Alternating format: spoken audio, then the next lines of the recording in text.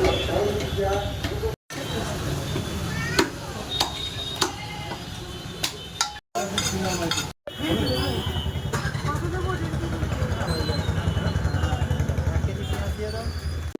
Guys, good morning. তো তোমরা জানো যে আমি নিজের দিদার বাড়িতে এসেছি। আমার ব্লগটা যারা যারা দেখেছো তারা নিশ্চয়ই জানো। তো দেখো আজকে বাড়িতে রান্না হবে প্লেন ভাত আর মাটন কষা। তো তাই জন্য দেখো আমরা এখন যাচ্ছি মাটন আনতে। আর আজকে 5 কেজি মাটন নেওয়া হবে। তার কারণ বাড়িতে অনেক কেউই আছে, তোমরা দেখেছোই, আর অনেক কেউ আরো আসবে। তো দেখো মটনের ওখানে খুব লাইন ছিল, তো তার জন্য আমরা এদিকে সবজি আনতে এসে গেছিলাম। আর তারপরে ওনারা ফোন করলো, তো আমরা গেলাম। এই দেখো এখানে মটনটা কাটা হচ্ছে। আহ এই দেখো মটনটা এখানে নেওয়া হয়ে গেছে। আর এখানে দেখো আমরা মটন নিয়ে বাড়ি চলে এসেছি। এখানে পেঁয়াজ, আলু যা যা দেওয়া হবে ওগুলো সমস্ত কিছু আমি, দিদি, আমার মাসি, মা, মামি সবাই মিলে করছিলাম। আর খুব ভালোও লাগছিল আর খুব হাসাহাসিও হচ্ছিল। আর এই দেখো ওখানে আমি হাই করছিলাম। আর আমার বর বলছে এটা কি নিয়ে আছো, আমি বললাম একটু দই নিয়ে আছি, ওই জন্য দইটাই দেখাচ্ছিলাম। আর এখানে দেখো আমার মা মাটনটা ধুয়ে নিচ্ছে ভালোভাবে। মাটন বলে নাকি বেশি ধুতে নেই, তো তার জন্যই আমি বললাম যে হালকা হালকা করে ধুতে। আর এখানে দেখো তোমাদের দাদা ভাইও কিন্তু খুব হেল্প করছিল। আমার মা আর আমার বরই মিলেই, দুজন মিলেই মাটনটা বানিয়েছে। তো দেখো এখানে মটনটা ধোয়া হয়ে গেছে। এবার এর মধ্যে দেখো দইটা দিয়ে দিচ্ছিল। এত মাটন ছিল, তো আমি বললাম আমি একা পারবো না, তো এই জন্যই আমার বরকে বললাম একটু মেখে দিতে। তো দেখো ওর মধ্যে মটনের মধ্যে দই দেওয়া হলো, তারপর কাশ্মীরি গুঁড়ো লঙ্কা, গোলমরিচ গুঁড়ো, তারপর নুন, তারপর হলুদ গুঁড়ো, তারপরে তোমার কাঁচা সর্ষের তেল, এইগুলো দিয়ে ভালোভাবে ম্যারিনেট করে নিতে হবে, যাতে মাংসের মধ্যে পুরো মশলাটা ভালোভাবে ঢুকে যায় আর মাটনটা একটু সফট হয়ে যায়। কারণ মাটনটা গলতে অনেকটা টাইম লাগবে। আর এই মাটনটা আমরা হাঁড়িতে করেছিলাম, তার কারণ আমাদের কাছে কোনো প্রেসার কুকার ছিল না অত বড়। কারণ 5 কেজি মটন আর 2 কেজি মতো আলু দেওয়া হয়েছিল, 1 কেজি মতো পেঁয়াজ, বুঝতেই পারছো যে মানে অনেকটা জায়গা লাগবে। তো তার জন্য আমরা বড় হাঁড়িতে এই মটনটা করছিলাম। তো দেখো এখানে কিন্তু ভালোভাবে ম্যারিনেট করা হয়ে গেছে। আর এখানে দেখো মটনের মধ্যে হাঁড়ি বসিয়ে ওর মধ্যে তেল দিয়ে, সর্ষের তেল দিয়ে, গোটা গরম মশলা, গোটা জিরে, সমস্ত কিছু, শুকনো লঙ্কা, তেজপাতা সমস্ত কিছু দিয়ে তারপর পেঁয়াজটা ঢেলে নিয়ে দেখো ভালোভাবে ভাজা করে নিয়ে নেওয়া হয়েছিল আর কি।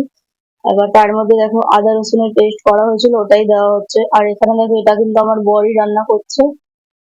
আর এবার দেখো মশলাটা দিয়ে দেওয়া হয়েছে। এবার ওর মধ্যে ভালোভাবে মশলাটাকে কষাতে হবে, যাতে কোনো মানে আদা রসুনের একটা গন্ধ হয়, ওই গন্ধটা যেন না বেরোয়। তো দেখো ওর মধ্যে হলুদ গুঁড়ো দেওয়া হচ্ছে, জিরে গুঁড়ো দেওয়া হচ্ছে, ধনে গুঁড়ো, মিট মশলা, তারপরে কাশ্মীরি গুঁড়ো লঙ্কা দেওয়া হবে। ওগুলো দিয়ে ভালোভাবে নেড়ে চেড়ে বেশ ভালো করে দেখো না নেড়ে এটাকে ভালোভাবে কষানো হয়ে গেছিল মশলাটা। আর এখানে দেখো কিন্তু ভালোভাবে মশলাটা বেশ ভালো করে কষানো হয়ে গেছে। তো এবার দেখো ওই মাটন গুলো দেওয়া হবে ওই হাঁড়িটাতে। এবার মটনটা দিয়েও ভালো করে কষাতে হবে। তো দেখো ওটাই মটনটা দিচ্ছিল। আমার বরই মটনটা বানিয়েছিল, বর আর আমার মা মিলে। তো দেখো মটনটাকে ভালোভাবে এবার কষিয়ে নিতে হবে। তো মটনটা ভালোভাবে কষানো হচ্ছিল, মটনটা অল্প অল্প করে দিয়ে দিয়ে আর কি কষানো হচ্ছিল। তারপর দেখো এই এটার গামলাটার মধ্যে মটনটাই ছিল, তো মটনটাই ওর মধ্যে দেওয়া হচ্ছিল। আর এখানে দেখো সব বাচ্চারা খুব নাচছিল। বাচ্চারা কেন, বড়রাও খুব নেচেছে, মানে খুব নেচেছে। বাচ্চারাও যেরকম এনজয় করেছে, বড়রাও সেরকমই এনজয় আমরাও করেছি। সত্যি কথা মানে একসাথে অনেক কেউ থাকলে যেটা হয়, বাড়িতে তো সবাই যে যার নিজের মতো থাকি, একা থাকি।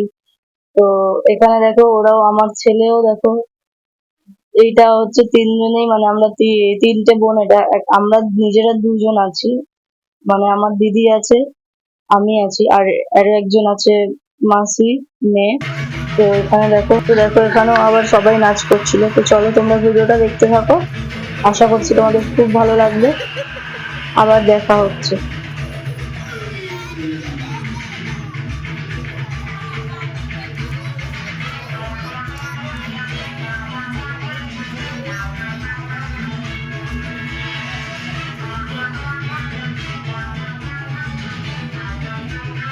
কাল থেকে স্কুল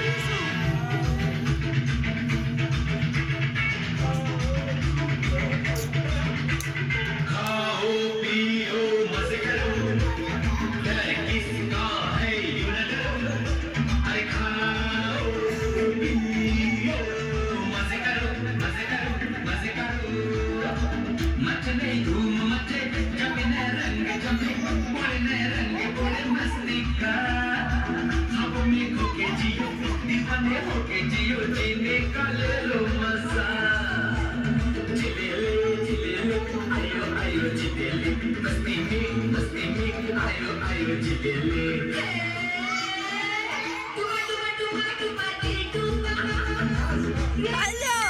Hey! Anjo! আর আজকেই দেখো আমরা সেদিনকেই চলে এসেছিলাম, তার কারণ বাচ্চাদের স্কুল রয়েছে সেই জন্য। তো গাইস আজকের আমার ব্লগটা কেমন লাগলো তোমরা প্লিজ জানিও, আর লাইক কমেন্ট শেয়ার প্লিজ করে দিও। বাই।